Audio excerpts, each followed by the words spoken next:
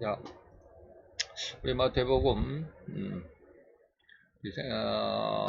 165번째 시간입니다. 165번째 시간으로 오늘은 복음 전도하는 일에 조금 이리보다 지혜로운 양은 도대체 어떠한 신앙일까라고 하는 그런 내용을 보는데, 마태 10장 1절, 7절, 16절 이렇게 띄어서 한번 우리 같이 봉독하도록 하겠습니다. 우리 다 같이 봉독합니다. 예수께서 그 12 제자를 부르사 더러운 귀신을 쫓아내며 모든 병과 모든 약한 것을 고치는 권능을 주시니라. 가면서 전파하여 말하되 천국이 가까웠다 하고, 보라 내가 너희를 보냄이 양을 이리 가운데 보냄과 같도다. 그러므로 너희는 뱀같이 지혜롭고 비둘기같이 순결하라 라고 하는 말씀이죠.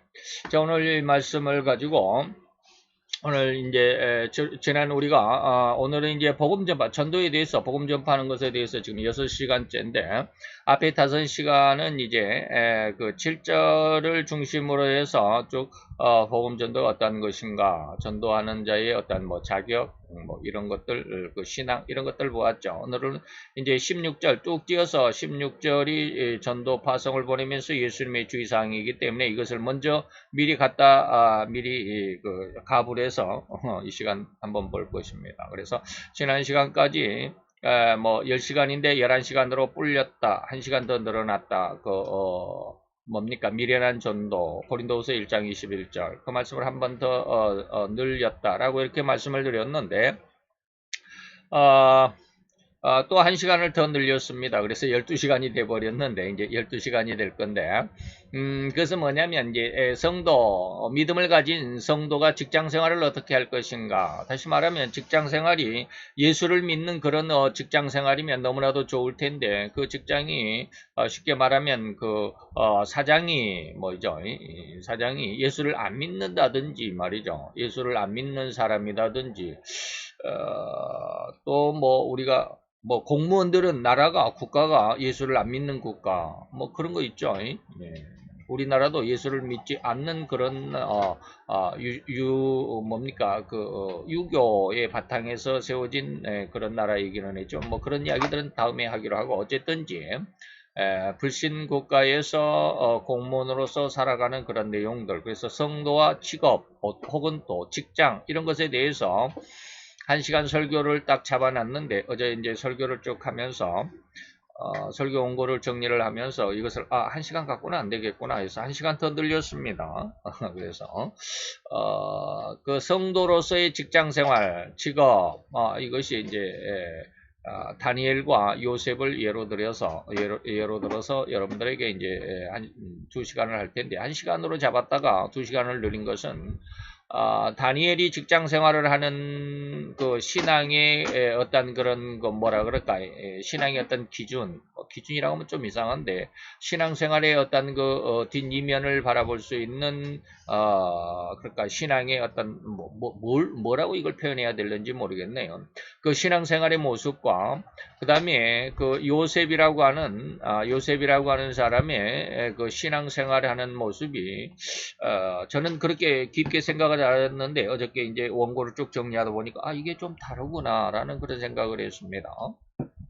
그래서 다니엘의 신앙에 대해서는 지난 시간 아니죠. 어제 제가 이제 쭉 정리를 했는데, 요셉에 대해서는 이런 모습의 어떤 신앙이 있구나라고 하는 그런 내용을 좀 알게 됐습니다. 그래서 요셉을 따로 1시간을 더 뺐습니다. 그래서 복음 전파하는 전도론에 대해서 12시간이 될 겁니다.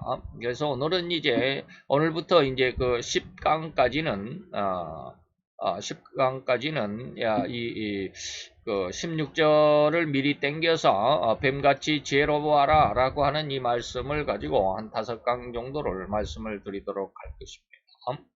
자, 오늘은 16절의, 그래죠. 16절이가 아니라 16절의 내용을 미리 가져와서 알아보는 시간을 갖도록 하겠습니다. 그래서 16절을 미리 이제 먼저 공부하는 시간이죠. 자, 주님이 제자들을 이스라엘의 잃어버린 양에게로 가라고 하시면서 이제는 양을 이리 가운데 보낸 것 같다라고 하는 그 말씀. 양을 이리 가운데 보낸 것 같다라는 이 말씀을 왜 하셨을까라고, 무슨 뜻으로 하셨을까라고 하는 것이죠. 주님은 유대의 종교가들에게 이렇게 말씀하기도 했습니다. 저들은 양의 탈을 쓴 이리와 같다라고 말입니다. 양의 탈을 쓴 이리와 같다. 참 이것을 분간할 수 있으면 참 좋을 텐데 이걸 분간을 못하죠. 이걸 분간을 못합니다. 제가 어제 어떤 분의 그 유튜브를 동영상을 한번 오랜만에 한번 들여다보다가 그분이 하는 말이 너무나도 공감이 돼서 제 유튜브에 공유를 시켜놨는데 기가 막히죠. 그게 뭐냐면 이런 말을 하더라고요. 그분이 세상의 사람들이 9대1로 나눌 수 있다라고 하는 거예요. 그래서 1은 아주 선동하는 사람, 아주 흉악한 사람들이 있는데 나머지 90은 너무 그냥 착하기만 한 사람이에요. 제가 이제 해석을 하는 겁니다. 착하기만 한 사람이에요. 그런데 이 10에 의해서 이 90%가 농락을 당하는 거죠. 90%는 그죠? 농락을 당합니다. 이 10%가 엄청나게 교활하고 간악하고 자기 어떤 아주 흉악한 야망을, 욕망을 가지고 나머지 90%를 이렇게 들쑤시고 쉽게 말하면 선동해서 그들을 끌어가는 이런 상황.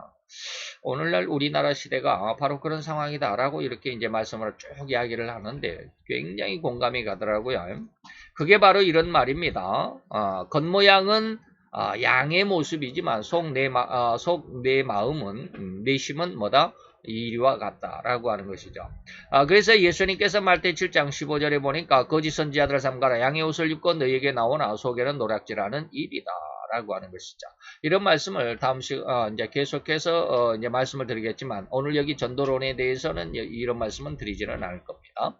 자, 이런 이리들 가운데로 아주 흉악한 이리들 가운데로 양을 보낸 결과가 무엇일까요? 죽을 수밖에 없죠. 이리 가운데 어떻게 양이 100마리가 있고 이리가 한 마리 있다. 그러면 이 이리 한 마리가 나중에 100마리의 양을 다 잡아먹고 말죠. 그런 어떤 어처구니없는 그런 일들이 있는데 우리가 보면 100마리의 양이 한꺼번에 이리에게 달려들면 이리가 아주 그냥 꼼짝 못하고 도망갈 것만 같고 이리가 질 것만 같은데 현실은 그렇지 않습니다. 양이 100마리의 이리를 하나하나 다 잡아먹는다 이 말입니다. 한꺼번에 잡아먹지는 않죠. 아주 그런 내용들. 그래서 오늘 사도행전 1장 8절에는 증인이라고 하는 단어가 있는데 이것은 마르투스라고 하는 이런 말입니다. 마르투스라는 말의 의미는 어떠한 뜻이냐면 죽음이라고 하는 의미와 순교한다라는 의미가 들어있습니다. 그래서 마르투스 증인은 죽어야 하고 다시 말하면 순교한다라는 뜻이죠. 그런데 여기 이리 가운데서 살아있다라고 하면 이리 가운데 양의 뭡니까? 내가 너희를 이리 가운데 양을 보낸 것 같다라고 했는데 그러면 죽을 수밖에 없는데 그 이리 가운데서 양이 살아났다고 하면 그 양은 뭐예요? 이리보다 더 지혜로운 양이다라고. 그래서 오늘 제가 전도에 대해서의 말씀을 들을 때 지혜로운 전도다라고 늘 이야기하는 게 바로 이런 뜻입니다. 그래서 지혜는 뱀과 같은 지혜를 가져야 되고 순결은 비둘기와 같이라고 말씀하셨습니다. 자, 그런데 오늘 이제 지금은 이제 16절을 미리 땡겨서 하는 그런 시간이기 때문에 순결은 비둘기와 같다 이런 말씀은 나중에 16절 할 때 할 거고요. 자, 창세기에 보면 생물 중에서 뱀이 가장 지혜롭다고 기록되고 있습니다. 창세기 3장 1절에 보니까 여호와 하나님이 지으신 들짐승 중에 뱀이 가장 간교하다라고 하는데 지혜롭다라는 뜻이죠. 아주 지혜롭다라는 말이 부정적인 어떠한 뜻으로 사기성이죠. 남을 속이는 속임수로 쓸 때는 간교하다라고 하죠. 좋은 뜻으로 하면 지혜인데 그래서 우리는 가장 지혜로운 사람이 도리어 뱀이 되어 발꿈치를 물 수 있다는 것을 알아야 합니다. 이런 이야기들은 나중에 16절 그 순서에 가서 그런 이야기를 할 겁니다. 오늘 전도에 대해서만 우리가 이제 이렇게 조금 끌어왔기 때문에 이런 다른 어떤 해석들은 하지 않겠습니다. 자, 그러면 여기서 주님이 뱀과 같은 지혜라고 하신 것은 어떤 뜻일까? 뱀과 같은 지혜, 도대체 무엇이 뱀의 지혜라는 뜻인가라고 하는 것입니다. 옛날 아담과 하와를 꼬여서 유혹해가지고 에덴 밖으로 데려 나왔던, 다시 말해 범죄하게 했던, 에덴에서 쫓겨나게 했던 바로 이것을 우리는 익히 알고 있습니다. 우리도 역시 그때 그 뱀과 같은 지혜를 가진다. 다시 말하면 에덴 동산에 있었던 하와, 아담을 어떻게 꼬여서 에덴 밖으로 끌어냈을까? 도대체 사단은 어떤 방법을 썼을까라고 하는 것입니다. 그래서 에덴에서 쫓겨난 인생들을 이제는 도리어 그 에덴으로 되돌려 놔야 하는 게 전도입니다. 이게 무슨 말인지 잘 이해를 하셔야 되죠. 전도라는 게 뭐냐? 물론 불신자들을 전도해서 교회 안으로 끌어오고, 그래서 영원한 멸망의 생명을 영원한 천국의 생명으로 바꿔 놓을 수 있는, 이게 전도다라고 우리는 그렇게 생각하죠. 물론 그렇습니다. 그런데 이제 우리가 전도해야 한다라고 하는 그런 어떤 그 근거, 가장 첫 기원을 찾아보면 뱀이 처음 인간을 범죄하도록 유혹을 했죠. 어떠한 방법으로 했느냐라는 것을 잘 연구를 해봐야 합니다. 그리고 그러한 뱀의 지혜보다 더 뛰어나지 않으면 뱀의 지혜로 말미암아 영원한 멸망 가운데로 빠져버린 죄인된 인간들을 다시 끌어올 수가 없어요. 그래서 옛날 아담과 하와를 꼬여서 유혹해서 에덴 밖으로 데려왔던, 밖으로 쫓겨나게 했던 것을 우리가 있게 알고 있으니, 우리도 역시 그때 그 뱀과 같은 지혜, 그들을 어떻게 하면 구원할까라고 하는 것이죠. 무조건적으로. 그래서 전도는 그냥 아무렇게나 하는 게 아니다라는 말씀을 지난 5시간 안에 제가 말씀을 많이 드렸습니다. 그래서 에덴에서 쫓겨난 인생들, 다시 말해 범죄한 인생들을 도리어 이제 그 에덴으로 다시 되돌려 드리는 것, 이것을 복락원이라고 그러죠.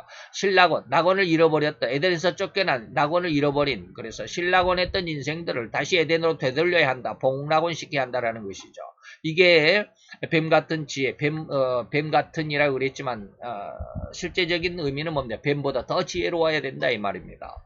만약에 그 뱀보다 더 지혜롭지 못하다면 인생들을 다시 에덴으로 다시 말해 복락원 시킬 수가 없기 때문에 그렇습니다. 또 다른 의미는 이런 것을 루터가 이야기한 것이고. 자, 그러면 이제 이 말씀에 대해서 이제 우리는 오늘 뱀과 같은 지혜를 깊이 상고하면서 뱀이 어떻게 우리 인간을 에덴에서 쫓겨나게 했는지 말이죠. 도대체 우리 곁에서 현실적으로, 우리가 지금 현실적으로 뱀이 아담과 하와를 에덴에서 끌어낸 것은 둘이 함께 있을 때보다도 하나가 혼자 있을 때가 공격하기 쉽겠다. 혼자 있을 때 공격하는데 남자보다도 여자에게 공격하는 게 더 쉽겠다라고 하는 것입니다. 그러면서 거기에 공격을 하면서 하와를 공격을 하면서 아주 강교한 말을 썼죠. 이 모든 실과 이 에덴 동산에 있는 모든 나무의 열매들을 먹지 말라고 하더냐라고 이렇게 먹는 것이죠. 그래서 하와가 우리가 흔히 그렇죠. 다 먹기는 한데 오직 중앙에 에덴 동산 중앙에 있는 선악을 알게 하는 나무는 먹지도 말고 보지도 말고 하라겠다. 이런 어떤 말들이 있었죠. 그런 거를 지금 말씀드리는 건 아니고요.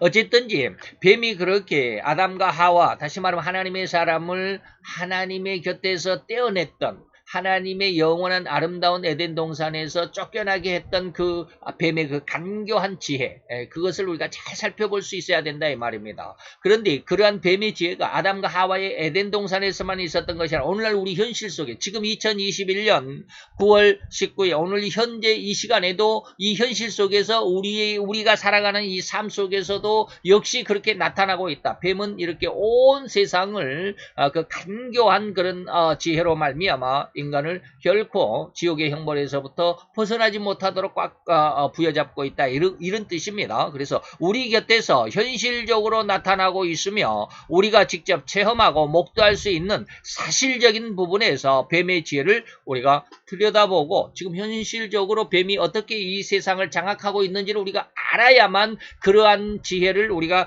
역공격할 수 있는, 뱀보다 더 지혜로운 하나님의 지혜를 가질 수 있는 이런 뜻입니다. 그래서 지혜라고 하는 게 뭐냐 이 말이죠. 그래서 그 지혜, 다시 뱀보다도 뱀의 꼬임에서 영원한 멸망에 이를 수밖에 없었던 인간들을 다시 영원한 생명으로 되돌릴 수 있는, 복락을 시킬 수 있는 그 지혜. 과연 전도하는 데 있어서 무슨 지혜가 필요하다란 말일까? 먼저 우리는 그 지혜는 뱀과 같은 지혜라고 했으니까 도대체 뱀은 어떤 지혜를 가졌다라는 말인가? 이 뱀은 사단을 의미합니다. 그래서 계시록 12장 7절 9절에 보니까 큰 용이 있는데 그 용은 옛뱀이라고도 말하고, 옛뱀은 뭐요? 창세기에 나왔던 창세기 3장에서 인류를 하나님의 에덴 동산에서 꼬여냈던, 범죄하게 하고 타락하게 했던 바로 그 유혹하는 뱀, 옛뱀이라고 그러죠. 옛날 뱀. 이것을 큰 용이라고 그러고 마귀라고도 그러고 사단이라고도 하며 온 천하를 꿰는 자다, 온 천하를 유혹하는 자다라는 말로 뱀의 정체를 밝혀주셨습니다. 자, 곧 이 뱀을 사도 요한은 온 천하를 꿰는 자다라고 지칭했으니 과연 어떻게 온 천하를 꿰는다는 것일까? 이것을 뱀의 지혜를 아는 것입니다. 이것을 알아야 뱀의 지혜를 아는 것이죠. 곧 이것은 이 온 세상을 꿰는데 어떠한 모습으로 온 인류를 꿰어가느냐? 이 세상의 풍속을 쫓는 습성으로 이 말입니다. 풍속을 쫓는다. 이 세상 속에 꽉 가둬넣는다 이 말입니다. 각 나라에는 각 그 민족에는, 그리고 각 지역에는 아주 그 대대로 내려오는 어떠한 그 풍속들이 있습니다. 그래서 그런 풍속들에 꽉 얽어매 놓죠. 그래서 어떤 마을마다 천하대장군, 지하여장군 이렇게 나무를 깎아가지고 장승을 만들어서 세워놓는다든지, 무슨 비둘기를 이렇게 깎아서 솥대라고 하는 것을 만들어 놓는다든지, 별의별 어떤 거 풍습, 어떤 거 옛날 우리의 그 고유의 문화를 찾아서 이렇게 하면서 자꾸 인간들을 뭡니까? 옛날 그 어떤 미신 아니면은 어떤 그 잘못된 우상 이런 것으로 자꾸 얽어매 놓으려고 하는 것이죠. 이것이 뭡니까? 세상의 풍속을 쫓는 습성입니다.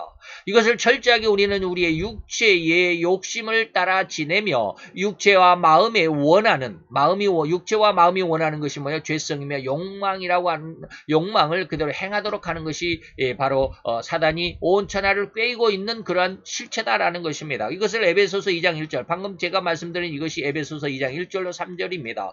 곧 너희는, 다시 말하면 성도된 우리는 어떻습니까? 허물과 죄로 이미 죽어 있었습니다.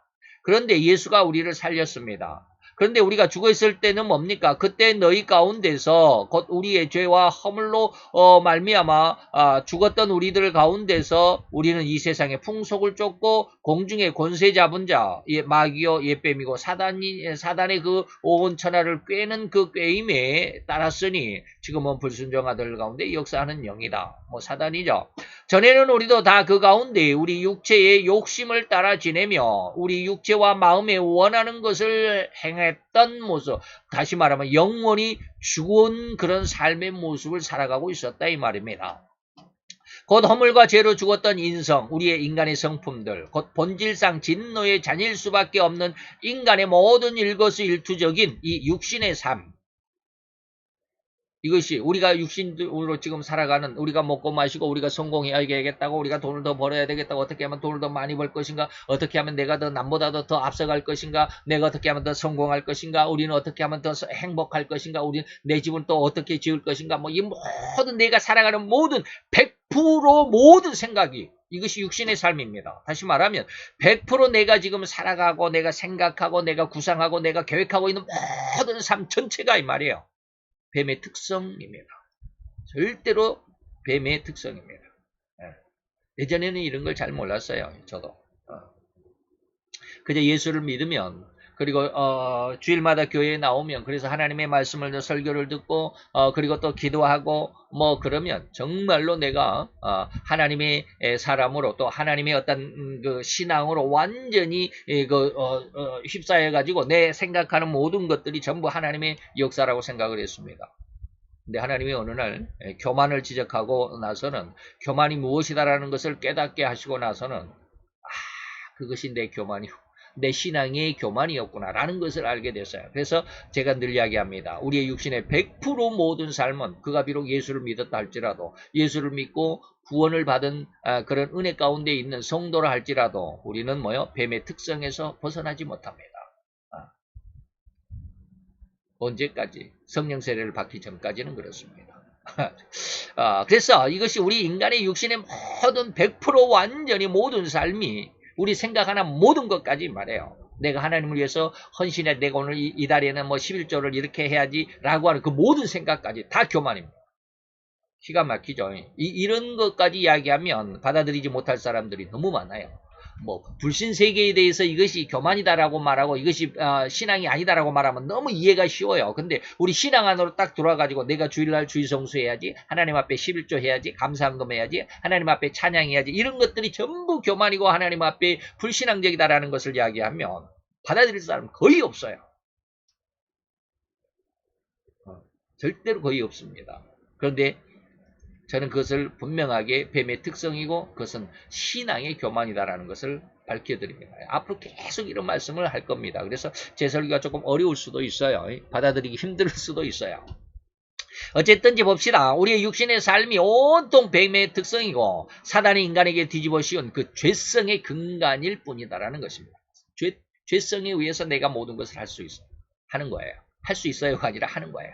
자, 이런 허물과 죄로 인해서 이미 죽어버린 곧 하나님을 결코 호리만큼도 이해도 인정도 할 수 없는 너무도 완벽하게 하나님을 거역하고 반대하며 부정하는 습성과 그 심성으로의 삶이 오직 유일한 인간의 삶일 뿐이다 라는 것입니다. 이것을 이해할 수 있을 때까지 여러분들이 수없이 많이 신앙의 훈련을 해야 됩니다. 그래서 신앙훈련, 신앙이 훈련이다, 반복이다, 연습이다, 이런 것을 제가 늘 이야기를 하는데, 나중에 이제 11번째, 11번째 시간에 가면, 우리 신앙의 성도들의 직업, 그래서 다니엘의 그 총리로서의 공무원, 물론 요셉도 공무원이기는 했죠. 총리니까. 그런데 같은 총리로 살았지만 다니엘의 신앙과 요셉의 신앙에 큰 특이한 차이점이 있더라고요. 다니엘은 신앙을 굉장히 훈련을 열심히 한 사람이에요. 신앙 훈련을 어렸을 때부터 굉장히 신앙 훈련을 잘하는 사람이고, 그에 반해서 요셉은 물론 신앙 훈련을 받았겠지만 그의 요셉의 신앙의 핵심은 뭐냐면 끈질김입니다. 결코 하나님께서 내게 주신 약속을 잃어버리지 않는, 어떤 어려운 상황 속에서도 형들에게 인신매매를 당하고 종으로 팔려가고 거기에서 또 감옥에까지 죄수의 몸으로 어거되고 그런다. 그 인생의 중에서 험악한 그냥 승승장구가 아니라 오히려 그냥 내리막게 추락하고 그냥 골짜기에 처박히는 것 같은 그러한 인생 속에서도 하나님을 잃지 않고 끈질긴 믿음을 지키고 있었다라는 게 요셉의 신앙의 특징입니다. 그래서 다니엘의 신앙과 요셉의 신앙이 굉장히 큰 차이가 있더라고요. 하나님이 어제 그거를 알게 하셨어요. 그래서 1시간짜리를 2시간으로 이렇게 쭉 눌렸습니다. 어쨌든지 그렇습니다. 자, 우리는 그런 삶 속에서 우리는 너무도 완벽하게 하나님을 거역하고 반대하고 부정하는 그러한 습성과 심성으로서의 오직 그러한 삶만을 살아가는 유일한 인간의 삶이 바로 우리 인간의 모습입니다. 그런 데서 이러한 이런 기반에서 우리가 무슨 신앙생활을 하고 우리가 주일학교 교사를 하고 무슨 전도사를 하고 심지어는 목사까지 한들 그 목사의 삶이 하나님 앞에 거룩하겠느냐 이 말이에요.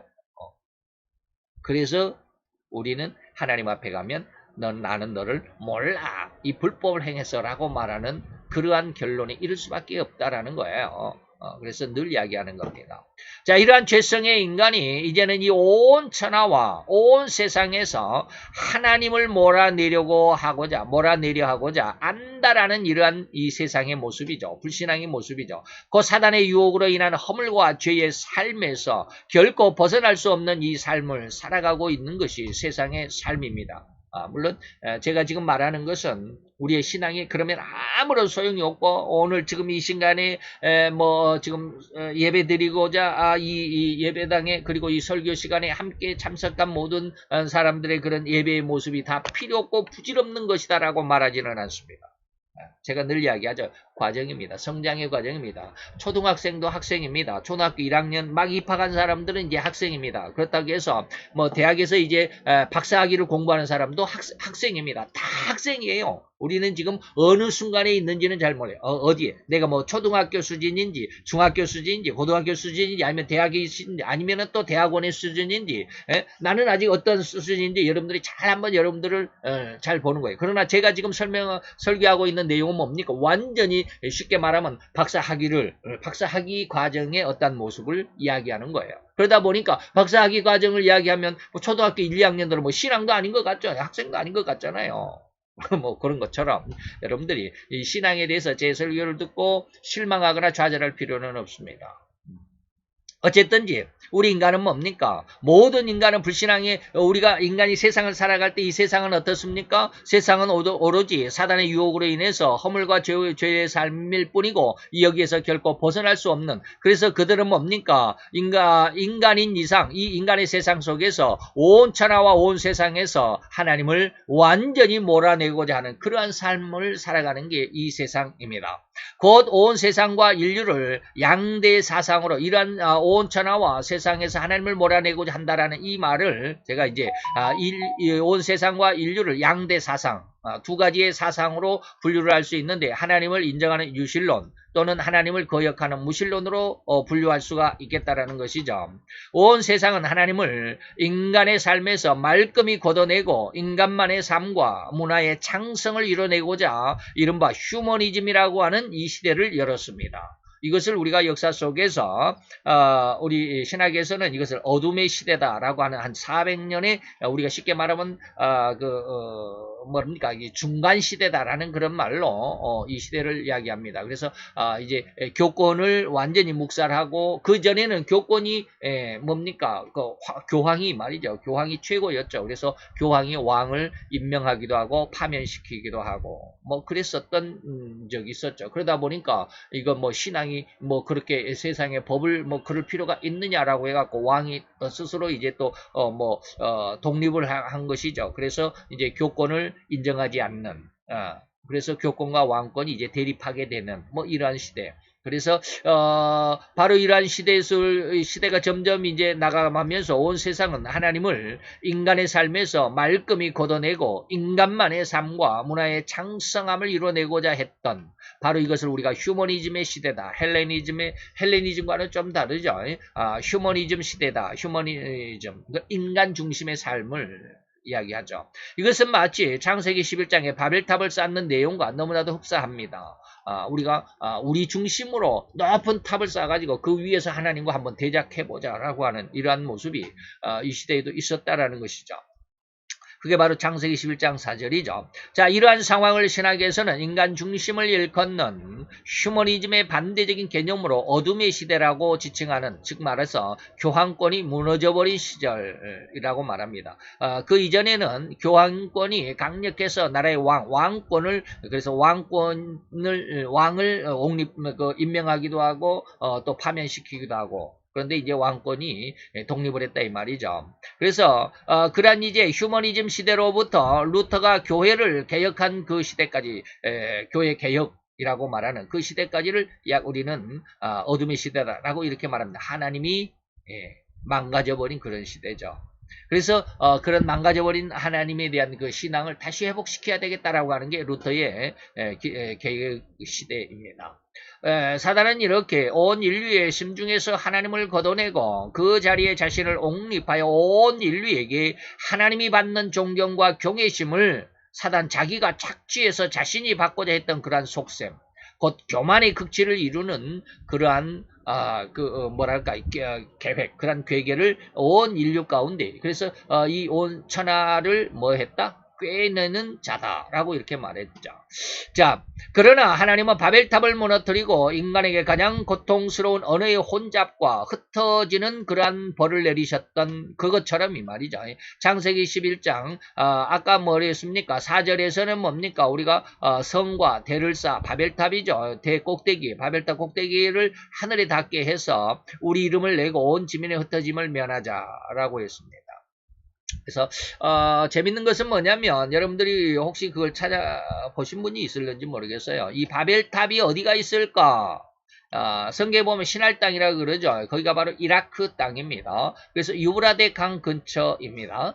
그래서 그 지질학자들 아니면은 뭐 인류학자들 아니면은 뭐 역사학자들 이런 사람들이 도대체 바벨탑이 어디가 진짜로 있었을까라고 해가지고 찾다가 인공위성을 통해서 이라크의 그 유브라데강 근처 어딘지는 제가 그 지역 이름을 잊어버렸는데 신할 땅이라고 하는 곳이 이제 성경에는 있는데 그것이 정확히 어딘지는 몰라가지고 이제 인류학자들이 이제 문명이 과학 문명이 발전하고 해서 위성에서 사진을 찍어갖고 이렇게 보니까 이라크 땅 유브라데강 근처에 어떤 흔적들이 있었습니다. 정사각형의 흔적들. 근데 그 정사각형의 한쪽 길이가 몇 메타냐면 90m입니다. 90m, 90m. 90m의 정사각형의 어떤 뭐라 그럴까, 옛날에 뭐 지구라트, 뭐라고 하는 것이죠. 피라미드 같이 이렇게 세워 올라가는 거. 피라미드는 낮게 올렸지만 이것은 아주 높이 올렸답니다. 높이 올렸는데 아무리 높이 올려봐야 90m의 그 길이, 90m의 사방에 그런 그 대를 얼마나 높이 올리겠습니까? 옛날에는 뭐 기술도 없고 오늘날처럼 이렇게 시멘트가 있어가지고 벽돌을 그냥 완전히 딱 굳게 하는 그런 어떤 그 접착제도 없었을 텐데 역청으로만 했겠죠.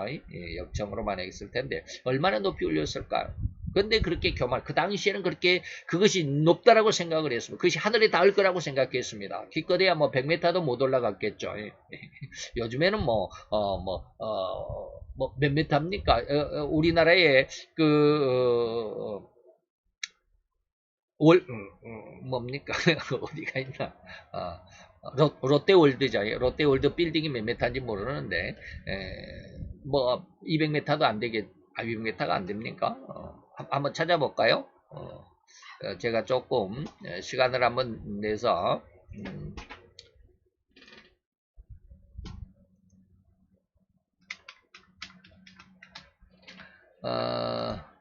롯데월드가 몇 메타가 될까요? 그거 뭐 안 나오나? 할인 쿠폰 뭐 이런 것밖에 안 나오네요. 541m? 541m라는 거예요?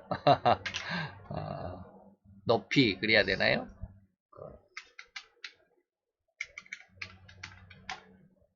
롯데월드 높이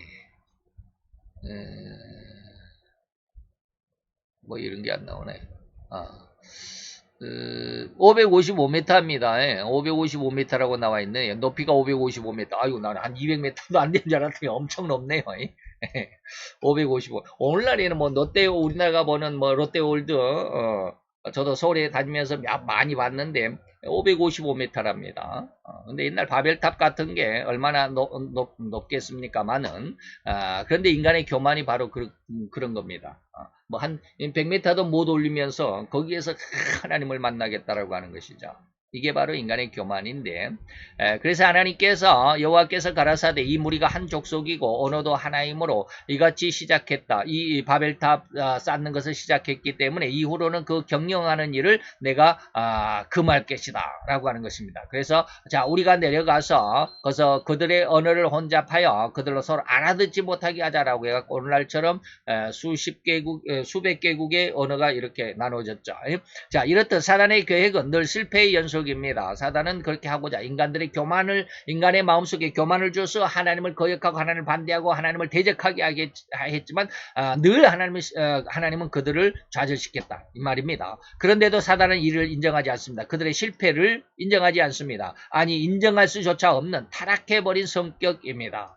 내가 파탄난 인격이다 라고 이렇게 말을 하는데, 자, 이미 에덴 동산에서 아담과 하와를 유혹하여 범죄케 했다는 죄목으로 평생을 배로 다니는 형벌을 받았음에도 회개는커녕 다시금 이렇듯 온 인류를 선동하여 하나님을 대적하도록 했던 것입니다. 그 결과는 어떻습니까? 성공했을까? 아닙니다. 실패했을 뿐입니다. 앞으로도 계속 이러한 실패는 계속될 겁니다. 예수님의 재림의 때까지 사단은 계속해서 하나님을 대적하고 그 대적하는 수단으로 인간의 타락한 심성을 이용할 것입니다. 그래서 하나님의 귀한 구원, 예수 그리스도의 십자가의 보혈 안으로 들어오지 않는 모든 인간들은 거의 100%가 아니라 완전히 100%죠. 완전 100% 바로 이 사단에게 이용만 당하는 그런 심성일 것입니다. 뭐 하는데 하나님을 대적하는 수단으로서의 삶을 살아갈 뿐이다 이 말입니다. 그래서 마태 24장 24절에 보니까 사단은 거짓 선지자들, 거짓 그리스도와 거짓 목사들을 많이 이렇게 세워가지고 가짜 목사들이죠. 그들에게 큰 표적을 주고 큰 기적을 일으킬 수 있는 기사를 보여서 할 수만 있으면 택하신 자, 하나님 앞에 이미 구원받은 자들도 미혹해서 멸망으로 끌어가려고 하는 그런 그런 시대다라고 하는 것이죠. 그래서 우리가 신앙을 잘해야 되고 설교하는 목사를 잘 만나야 된다 이런 말을 많이 했습니다. 베드로도 그 똑같은 말을 했습니다. 근신해라. 근신하라는 말 뭔 말인지 알죠? 그리고 깨어있으라. 너희 대적마귀가 우는 사자처럼 두루 다니면서 삼킬 자를, 다시 말해 미혹하게 할 자를 찾고 다닌다 이 말입니다. 이렇듯 사단은 인간의 타락한 심성, 곧 허물과 죄로 죽어버려서 결코 의나 진리 또는 복음인 이 예수를 인정할 수도 인정하지도 않는 그런 심성과 그런 삶으로만 살아가다가 천국에서 공중으로 쫓겨나고 그리고 공중에서 또 땅으로 또 더 나아가서는 땅에서 무저갱으로 쫓겨나고 더 나아가서는 마지막으로는 영원한 불못은 지옥의 형벌로 떨어질 수밖에 없는 이러한 그런 삶을 살아가는 게 인간의 모습이죠. 또 사단의 모습이기도 합니다. 자, 이런 이제 기본적인 말씀은 이제 마치고 중략을 하고 이제 그만하고, 그런데 이런 사단의 성품을 그대로 물려받은 그런 습성에 사단에 유혹되어 버린 심성이 오늘날 또한 이 나라 자유 대한민국을 어떻게 변질시키고 있는지 우리는 살펴볼 수 있어야 합니다. 다시 말하면 뱀의 지혜를 오늘 배우고자 하는 그런 말씀을 드렸습니다. 우리 이 시대에는 어떻게 물론 이 시대를 우리가 배우려면 또 많은 시간을 하겠죠. 그러나 오늘 이 시간에 우리나라에서는 사단이 어떻게 이 나라를 장악하고 있고 또 세상을 꼬이는 자다, 온 천하를 꿰는 자다라고 그랬는데 어떻게 이 나라 자유대한민국을 꿰고 있는지 이것을 한번 생각해 보자라는 겁니다. 오늘의 중심은 바로 그것입니다. 이 말씀을 드리기 위해서 앞에 시간에 지금 너줄하게 그리고 또 많은 이야기들을 했던 것이죠. 자, 오늘날 2021년 8월, 이거 이제 제가 지난달에 설교를 작성해 놔서 그렇습니다. 오늘은 9월 달인데 말이죠.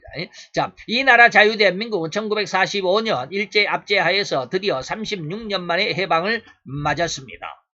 우리나라는 1945년도에 해방을 받았죠. 8월 15일 날 자유를 얻은 것입니다. 그토록 흉악무도한 일제의 압제에서 벗어나 자유를 얻게 된 이 나라는 자유와 민주입니다. 제가 빨간 글씨를 썼습니다. 자유와 민주입니다.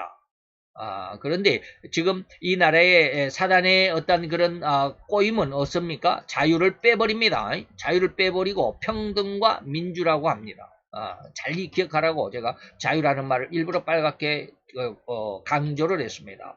자유와 민주정치를 근간으로 독립된 나라로 우리나라가 시작되었습니다. 고 이승만 대통령에 의해서 하나님 앞에 헌신의 기도로 처음 국회가 시작되었습니다. 그래서 제가 아까 서두에 그런 말씀을 했잖아요. 어떤 유튜브의 동영상을 제가 공유를 했다라고 그러는데 그 사람 그렇게 얘기를 하더라고요. 그 사람은 이제 예수를 안 믿는 사람인지 모르겠어요. 그래서 이승만 대통령에 대해서는 얘기를 안 해요. 그러나 이제 박정희 대통령에 대해서, 전두환에 대해서 이야기를 하는데, 박정희 대통령이 우리나라의 모든 경제 발전의 근간을 딱 세웠고, 그것을 다 완성하지 못하고 죽었다 이 말이에요. 그래서 그것을 대신한 사람이 누구냐? 전두환이다. 전두환이가 그래서 박정희 대통령이 했던 저는 이제 나라의 어떤 정치적인 것, 경제적인 것, 외교적인 것 이런 것을 잘 모르니까 제대로 어떻게 전달을 할 수는 없지만 그분의 그 이야기를 여러분들이 한번 인터넷에 찾아서 한번 들어보세요.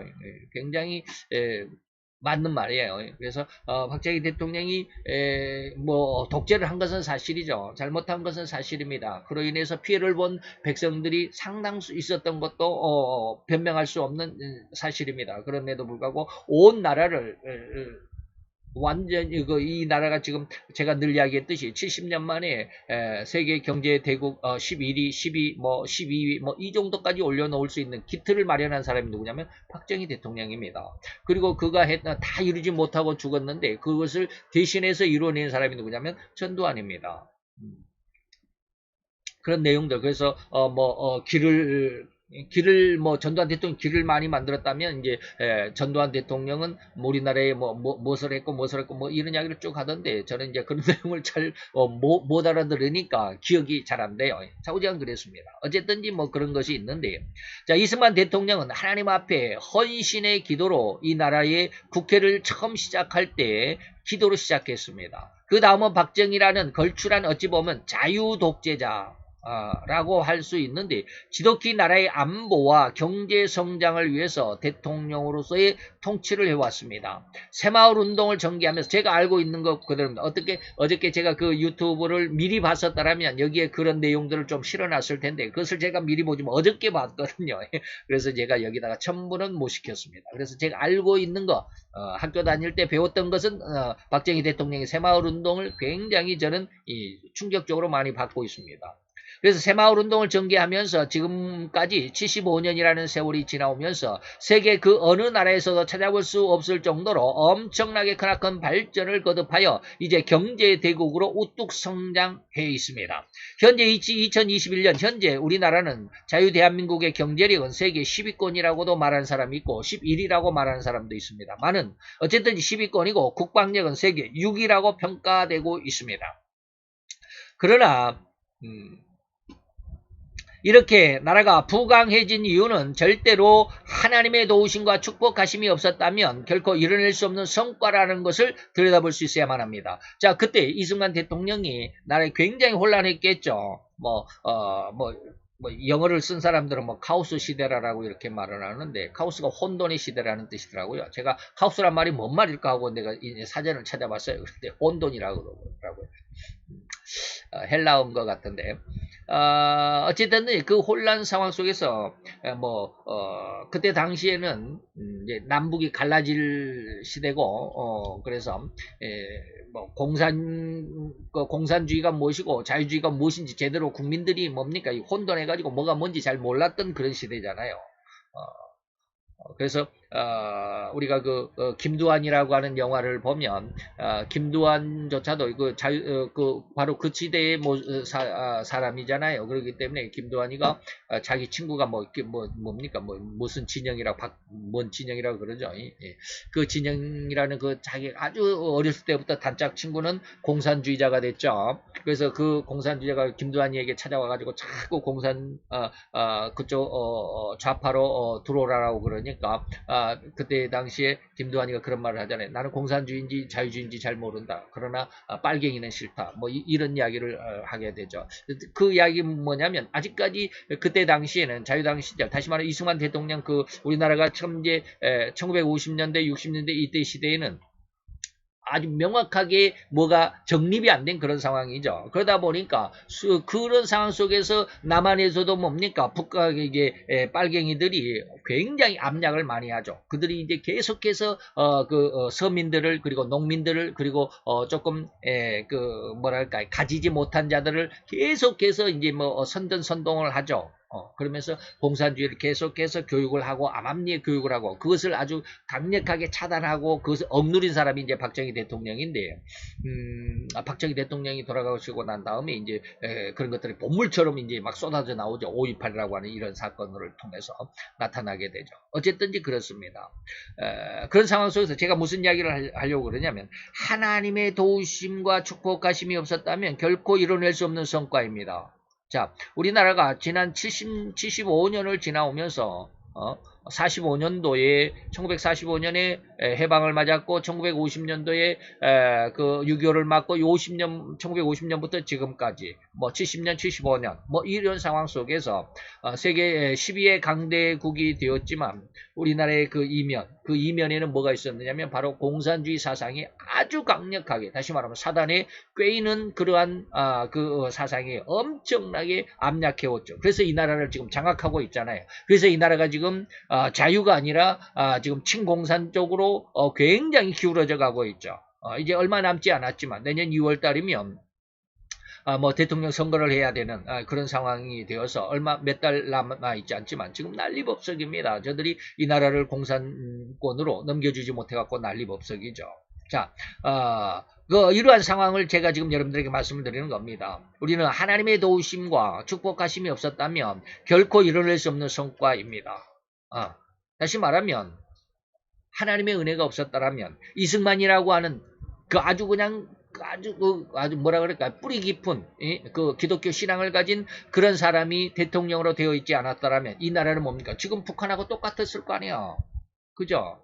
이승만 대통령의 어떤 투철한 기독교 정신이 없었다면, 신앙이 없었다면 1960년대 6.25 때 이 나라는 완전히 적화 통일되고 말았을 것입니다. 그렇다고 한다면 이 나라는 어떻게 해서 우리가 지금 세계 10위권의 경제 부국을 이루어내고 있겠습니까? 지금은 세계 꼴찌에서 두 번째가 나라가 되고 지금 북한이 지금 세계 꼴찌에서 두 번째로 못 산 나라라고 그러잖아요.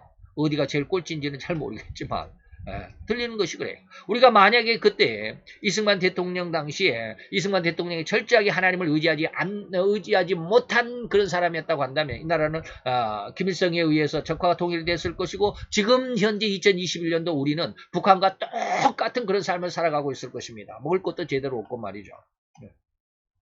세상 모든 인간의 성품은 다 똑같습니다. 우리나라의 국민만이 잘 살 수 있도록 특화된 성품이 아니라는 겁니다. 다른 모든 나라도 다 잘 살고자 강력한 의지가 있을 것이고 이것은 너무나도 확실한 거죠. 그런데도 그 모든 나라가 이뤄내지 못한 단시간, 다시 말하면 100년도 지나지 않는 이 짧은 시간 내에 세계에서 가장 못 살았던 나라, 다시 말하면 6.25를 지내고 나서는 가장 못 살았던 나라죠. 완전히 나라가 폐허가 되어버렸으니까.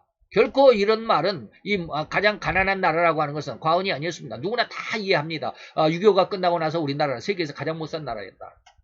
그런 동방의 아주 그것도 작은 나라가 그것도 동족 사단의 비극을 통해서 온 국토가 완전히 폐허가 되어버린 그것도 반토막이 난 이 대한민국이 이제는 어여치 세계가 인정하고 비웃을 수 없는 강대국으로 발돋움한 것은 결코 인간들, 다시 말하면 우리 대한민국의 국민성 때문만은 아니라는 것입니다.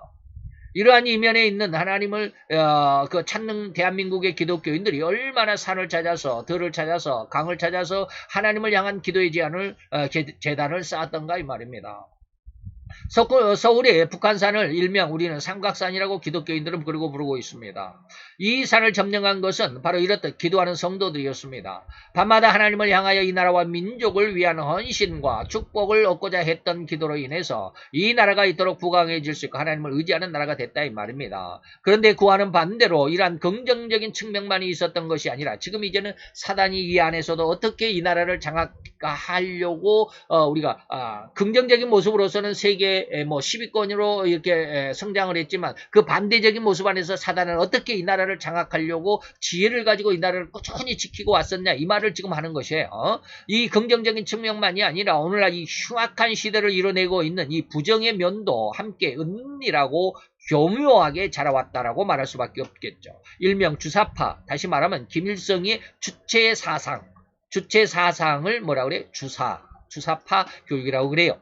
이 주체사상, 김일성의 주체사상, 적화통일 사상이죠. 이것을 공부하는 이 부류들이 이른바 공산당 사상교육이 각 대학교의 동아리라고 하는 간판 아래서 은밀하게 그 교육이 계속 진행되어 왔습니다.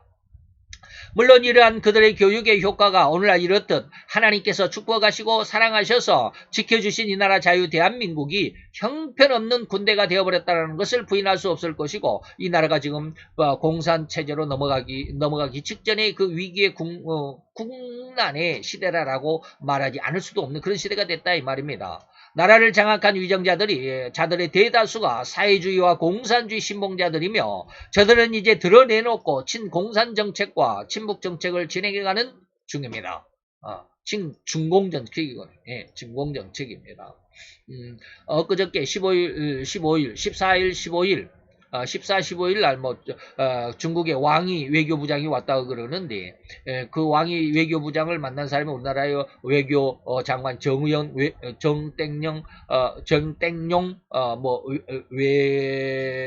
외무장관인가요? 외교장관 외무장관이죠. 예. 외무부 장관이죠. 그 사람도 만나고 뭐 대통령도 만나고 그랬다는데 그날 무슨 일이 있었느냐면 우리나라의 한국과 미국과 일본의 3자 공동 그 국방 그 정책 뭐 포럼이라고 그러는지 뭐 협의 뭐 회의가 있었는지 한미일 공동 회의가 있었습니다. 그 북한과 중국을 대항해야 된다라는 그런 회의가 있었는데 거기에 뭐 미국의 무슨 생킴인가 성킴인가 모르겠네. 그분이 이제 미국 대표로 오셨는데 그분은 우리나라의 대통령 만나지 못했습니다. 그런데 왕이 중국의 공산 외무부장은 대통령을 만나고 갔습니다. 이게 무엇을 의미하는지 잘 한번 생각을 해보세요. 미국을 차차 멀리하고 북한을 대적한 우리 한미 군사훈련도 못하게 하고 대포도 못 쏘게 하고 뭐 훈련도 못하게 하고 이런 나라가 되고 그러니까 우리나라의 군대가 형편없이 되어버려 세계 6위의 국방 군대였는데 지금 뭐 형편없죠. 이러한 상황을 한편에서는 이 나라 자유 대한민국을 통째로 들어서 북한에 헌납하려 한다라는 우려의 목소리가 없는 것이 아니다라는 것이죠. 이런 목소리가 지금 나오고 있는 것입니다. 이제 저는 이러한 상황을 여기까지로 마치겠습니다. 자, 이런 상황입니다. 이것을 이제 우리가 해석을 해보자 이 말입니다. 즉 우리는 미혹하는 자, 즉 온 천하를 꿰는 자인 사단의 유혹이 얼마나 지혜롭게 우리 곁에 가장 은밀하게 스며들어왔는지를 알아봐야 하기 때문에 이제 그만하고 이 말씀을 드리겠다 이 말입니다. 저들 곧 이 나라 자유 대한민국 안에 스며있던 사회주의 신봉자 혹은 공산주의 신봉자들은 사단이 늘 하나님께 패배하면서도 끊임없이 하나님을 반대하고 거역하는 극악하고 패역한 심성과 같이 이 나라 자유 대한민국을 적화 통일 그러니까 이 나라를 붉은 김일성의 군대와 무력으로 통일하고자 한다라는 습성을 그대로 간직하면서 대한민국 안에서부터 갈등을 조장하고 스스로 무너지도록 획책하는 괴계를 절대 부르지 않았다. 이것이 사단의 이 나라 자유 대한민국 속에서 나타내는 뱀의 지혜다라는 것입니다. 그래서 성경은 가만히 들어왔다. 이들을 가만히 들어온 형제들이 있다. 유다서에서도 가만히 들어온 사람 몇 사람이 있다. 이들이 온 흙탕물을 만든다라고 하는 것입니다. 이렇듯 우리의 주변, 우리의 주위에서는 절대 알아채지 못하도록 가장 은밀하고 가장 교묘한 수단과 방법으로 우리의 자유와 진리의 축복을 갉아내고자 압력하여 왔다라는 것입니다. 무려 75년 동안 이것이 이루어져 왔습니다. 이걸 이해할 수 있어야 되겠죠. 그렇게 오랫동안 꾸준하게 은밀하게 활약하고 압력하여 온 그 결과가 바로 오늘날 이렇듯 정권을 장악했다라는 것을 들여다볼 수 있어야만 하겠다라는 것입니다. 이것이 바로 뱀의 지혜인 것입니다. 아무리 사단인 자기가 추구하는 진행 방향에 방해가 되고 역경이 되고 처벌과 징계를 받을지라도 사단은 끝까지 자기의 야망을 이루고자 또 수고하며 혈안이 된 눈알을 번뜩이면서 이런 방법이 하나님을 파괴할 수 있을까? 저런 방법은 어떨까? 하면서 쉬지 않는다라는 것입니다. 그래서 사도 베드로는 뭐라고 했어요? 쉬지 않고 이 말이에요. 삼킬 자를 찾고 있다. 그런데 그러한 수고와 불굴의 의지, 불굴의 의지는 좋은 뜻이 아니죠. 사단이 불굴의 의지로 일궈낸 방법들이 이제 이 나라 자유 대한민국에서는 그 열매를 맺으려고 하고 있습니다. 이는 사단의 긍정적인 불굴의 의지를 말씀드리는 것이 아니라 이렇듯 교만은 결코 자신을 알지 못하고 오히려 극악하고 흉악무도하여 가증스러운 일을 절대 관둘 수 없고 버릴 수도 없는 화인 맞은 불도장을 맞아버린 그런 심성 의미에서 이 불굴이라는 말을 제가 여기에 물음표로 넣었던 그런 뜻이죠.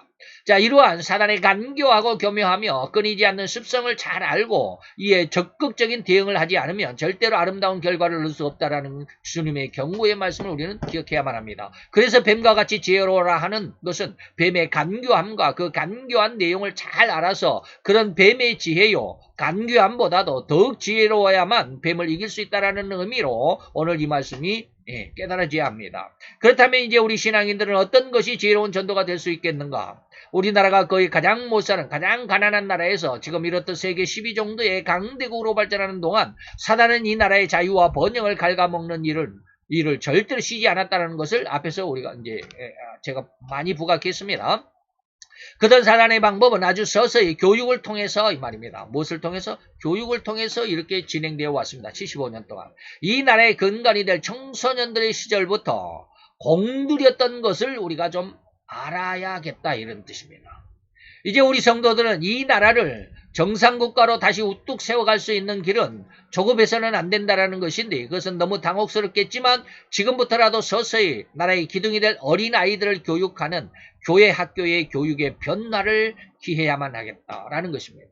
그래서 제가 이제 2시간을 걸쳐서 교회 학교의 교육, 그 다음에 성도들, 성년, 장년 교육 이런 것에 대해서 물론 자세한 것을 말씀드리지 않지만 아주 그냥 핵심만 아주 중추적인 핵심만을 말씀드리는 겁니다. 이렇듯 대부분 교회 학교의 교육은 그저 성경을 가르치는데 교사들로부터 성경 이야기를 어느 동화책의 한 내용인 양 동화 구현하듯이 가르치는 이런 상황이라는 것 부인할 수가 없죠. 교사들이 어린아이 교회 학교 교육을 하면서 교사들이 절대로 그 시간에, 그 주일날, 그 시간에 그 교과 내용, 다시 말해 그 하나님의, 뭐랍니까, 주일학교, 주일공과라고 그러죠. 주일공과 내용을 절대로 숙지하지 않습니다. 공부 안 했습니다.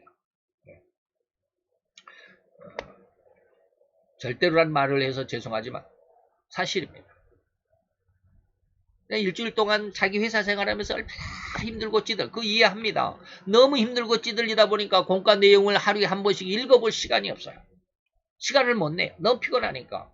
그래야 이거 주일날 와가지고 주일날 9시에 주일학교 하면 9시 전에 와가지고 그 짧은 뭐 한 1, 20분 동안 그 공과를 그때서 1, 20분 동안 읽어봅니다. 주일학교 이제 뭐 담당 교사, 담당 전도사든지 담당 부목사든지 뭐 작은 교회는 이제 담임 목사가 그 주일학교 설교를 하는 그 시간 1, 20분 동안 주일 공과를 그때 들여다봅니다. 그리고 나서 그걸 가지고 어린아이들을 가르칩니다. 이게 무슨 교육이냐 이 말이에요. 이게 무슨 성경 교육이냐 이 말이에요. 그런 교육은 되어서는 안 됩니다.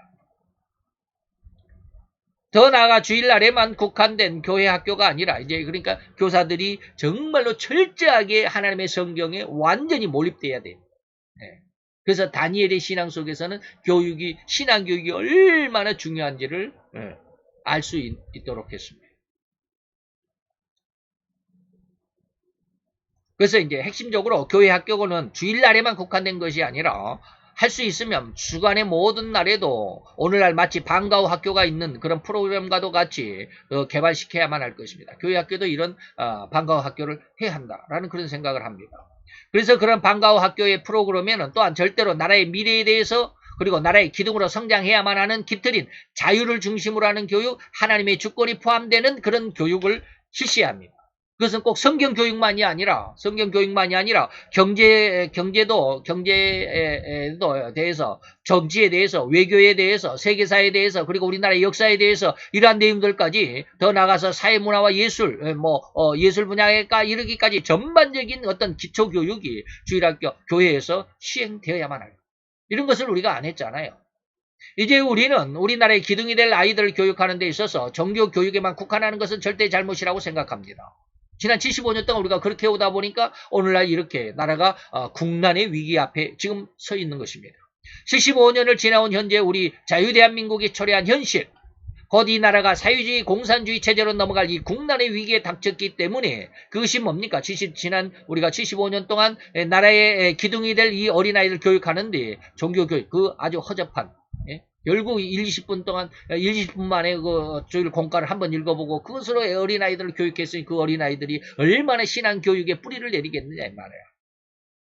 그렇기 때문에 그런 교육이 75년을 지내왔기 때문에 사상으로 철저히 무장한 사단의 교육을 받은 공산 또는 사회주의 체제의 그런 아이들에게 우리가 이 나라를 뺏기고 말았지 않느냐 이 말이에요. 그래서 교회 학교에서도 자유와 자유경제와 자유경제, 자유라는 말을 결코 빼서는 안 됩니다. 자유에 대해서 경제체제도 자유경제, 시장경제가 자유경제인데 이 점이 평등경제로 합니다. 누구만 돈 많이 번 것이 아니라 우리가 다 같이 돈을 잘 벌자. 말은 좋지. 누가 다 돈을 같이 벌자 해놓고 지금 뭐 이재명이 성남시에서 난리 보자. 뭔가?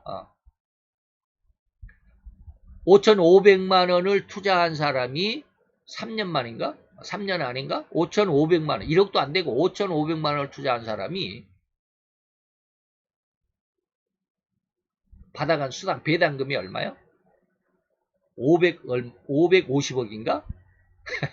어마어마하더라고요. 어마어마해요. 그게 어떻게 평등입니까?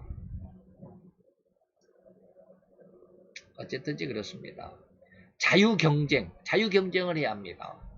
그래서 열심히 한 사람은 열심히 한 대로 수입을 받고 덜한 사람은 덜 받는 게 당연하잖아요.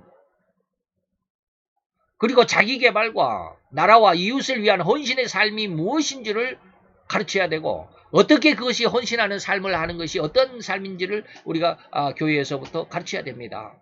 나라에 전적인 관심을 두고 배우며 자라갈 수 있는 기틀을 반드시 교회학교 교육으로부터 시작해야만 한다고 생각합니다. 교육의 힘과 교육의 결과를 결코 시시한 것으로 지부해버려서는 안 된다는 것. 언제 가르치고 교육하고 키워서 그들을 써먹겠는가라고 하는 이런 족한 생각은 절대 버려야만 한다는 것을 오늘 이 시간 저는 강력하게 말씀을 드리는 바입니다. 뱀이 온 세상을 죄악으로 물들인 그 지혜를 정확하게 분석하고 해석해서 그렇게 인류를 타락시킨 뱀의 지혜보다도 더더욱 지혜로운 방법과 길을 모색함으로써 이제 이 나라 자유 대한민국에 쏟아 부어진 하나님의 축복과 은혜와 보호하심이 더더욱 빛을 발할 수 있는 나라로 세워갈 수 있는 한 기틀이 될 수 있기를 더욱 간절하게 기대하며 축원해 봅니다.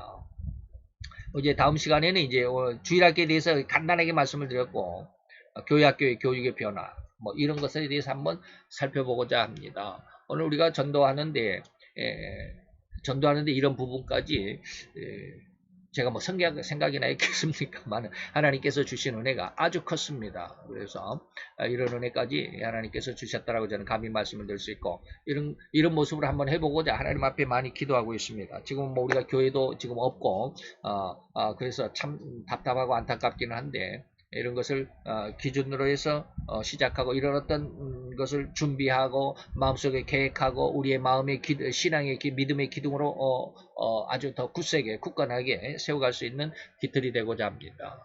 기도합시다.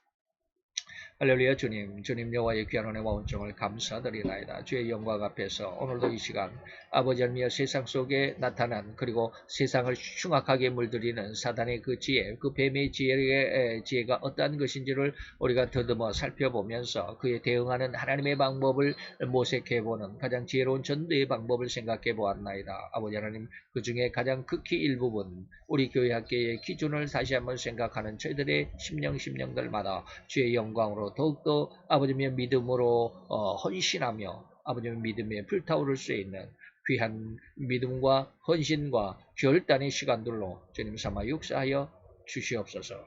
또한 하나님께서 역사하여 주신 것을 믿고 감사를 드리며 예수 그리스도의 이름으로 기도하여 싸움나이다. 아멘.